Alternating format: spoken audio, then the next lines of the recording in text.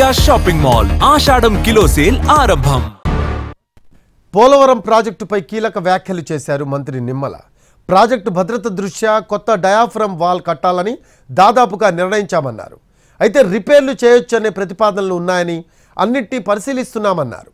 కొత్త diaphragm wall నిర్మాణానికి సంబంధించిన ఖర్చును భరించాలని కేంద్రాన్ని కోరామన్నారు మంత్రి నిమ్మల.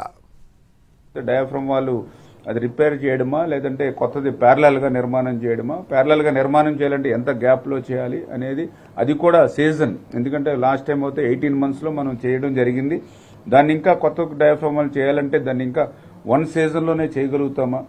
ఎందుకంటే సీపేజ్ వాటర్ కూడా అది 80 క్యూసిక్కుల నీటి వరకు మనం ఎక్స్పెక్ట్ చేసాం, కానీ అది 350-400 క్యూసిక్కుల నీరు వరకు సీపేజ్ అవుతూ ఉంది. మరి దాన్ని ఎంతవరకు తగ్గించగలుగుతాము? ఒకవేళ దాన్ని తగ్గించలేకపోతే ఇంకా ఏదైనా మనం లిఫ్ట్ చేసుకుంటూ డయాఫ్రమ్ వాల్ నిర్మాణం చేసుకోవడమా?